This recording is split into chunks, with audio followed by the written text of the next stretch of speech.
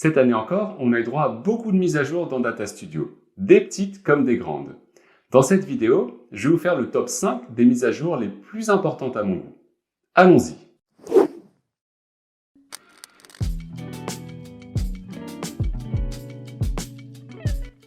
Voici une mise à jour très pratique lorsque vous avez beaucoup de rapports et beaucoup de sources de données. Comme vous le voyez, c'est mon cas.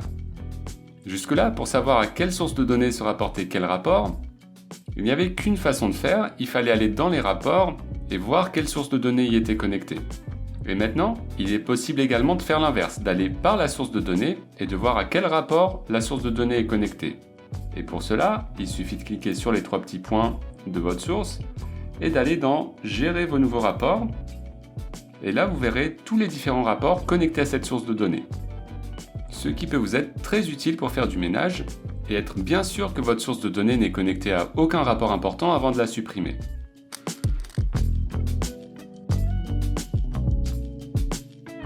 Début 2021, Data Studio a introduit une nouvelle fonction qui s'appelle if, qui dans son fonctionnement est assez similaire à la fonction case qu'on a déjà vue à plusieurs reprises.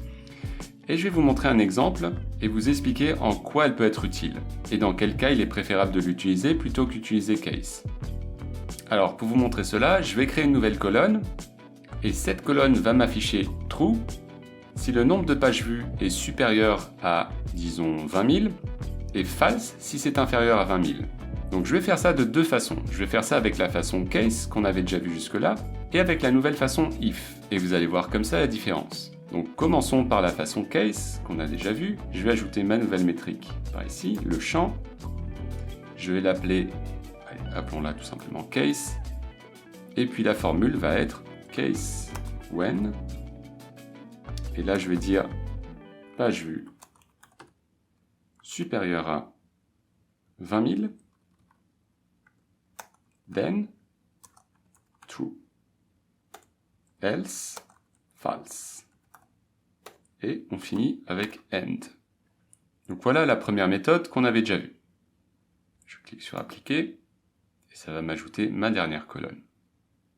Alors j'ai mal tapé, j'ai mis 2000, c'est 20 000. Voilà, comme ceci. Et donc je devrais avoir true pour les premiers et false pour les suivants. Alors maintenant on va faire exactement la même chose mais écrit avec la nouvelle fonction if. Et vous allez le voir. Dans ce cas-là, d'une simple booléenne, c'est bien plus simple à écrire, puisque la fonction, c'est tout simplement if, avec entre parenthèses, la condition. Donc la condition, ça va être page vue supérieure à 20 000, virgule.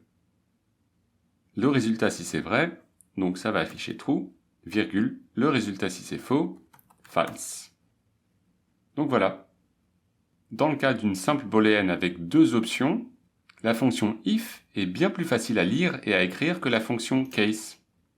Je vais l'appeler if, et on va appliquer, et on va retourner voir case juste pour comparer, qui est bien plus lourde à l'écriture et bien moins intuitive à comprendre. Alors, je ne suis pas en train de vous dire d'utiliser la fonction if tout le temps, la fonction case est indispensable lorsque vous avez plus que deux cas possibles. Mais lorsque vous n'avez que deux cas, allez-y plutôt avec la fonction if.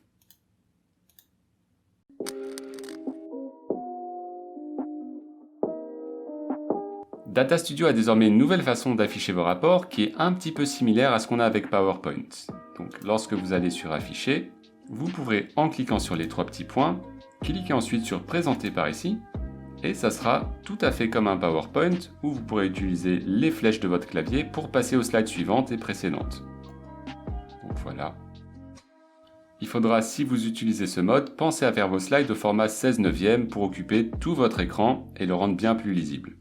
Ce qui n'est pas le cas de mon rapport qui a plutôt été prévu pour être lu en longueur.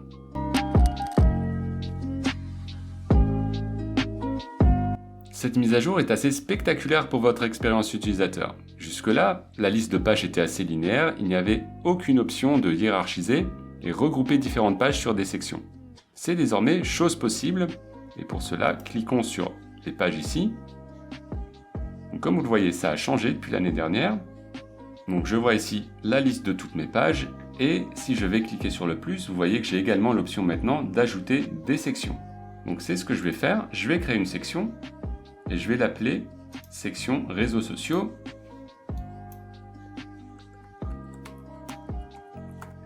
Et à l'intérieur de cette section, je vais basculer toutes mes pages. Donc, je vais déjà la placer en dessous du rapport Web Marketing SEO et je vais y intégrer toutes les pages Facebook, Instagram, LinkedIn, etc.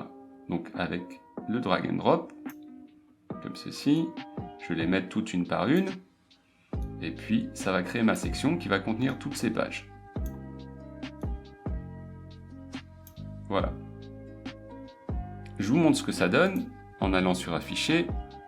Et là, comme vous le voyez, j'ai maintenant créé une section. Vous voyez, il y a la petite flèche ici. Lorsque je la clique, ça me déroule toutes les pages à l'intérieur de la section réseaux sociaux. Alors, encore plus fort, ce que vous pouvez faire, c'est mettre ce menu non pas à la verticale, mais à l'horizontale, un petit peu comme un vrai site web. Et pour cela, on va dans Thème et mise en page, et type de navigation, on va le mettre tabulation. Je clique sur Afficher, et voilà, maintenant mes pages sont présentées comme des tabulations, et comme un vrai menu de site web, je peux cliquer sur réseaux sociaux pour dérouler toutes les sous-pages des réseaux sociaux, pour accéder par exemple à mon rapport page Facebook, Instagram, etc. Donc vraiment, cette mise à jour est super pour faciliter la navigation sur votre rapport. Surtout lorsque vous avez beaucoup de pages, vous pouvez maintenant les regrouper en différentes sections et créer ce type de navigation qui restera toujours présent en haut de votre page.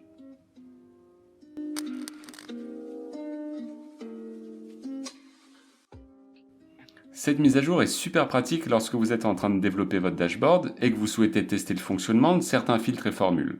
Jusqu'à présent, il était impossible d'utiliser les filtres lorsque vous étiez en mode édition. Il fallait toujours aller dans le mode affiché, tester le filtre, voir si ça marche, revenir sur l'édition, corriger, etc. Et bien désormais, comme vous le voyez, je suis en mode édition et j'ai tout de même la possibilité de tester un filtre, d'appliquer par exemple une page de destination et de tester à la volée le bon fonctionnement de mes champs, ce qui me fait gagner beaucoup de temps.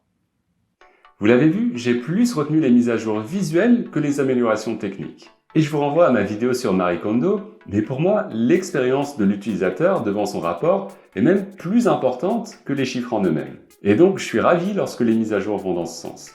Avant de vous quitter, je vous laisse une nouvelle fois dans la description un lien vers ma formation Google Data Studio. Je l'enrichis très régulièrement pour qu'elle devienne la formation référence de Google Data Studio en français. Et à l'occasion de ce Black Friday, j'offre exceptionnellement 3 formations. Donc si vous connaissez des personnes que ça intéresse, partagez-leur cette vidéo. Et si vous-même souhaitez vous former sur Data Studio, laissez-moi un commentaire et je tirerai au sort 3 personnes que j'annoncerai lundi prochain, le 29 novembre. À bientôt!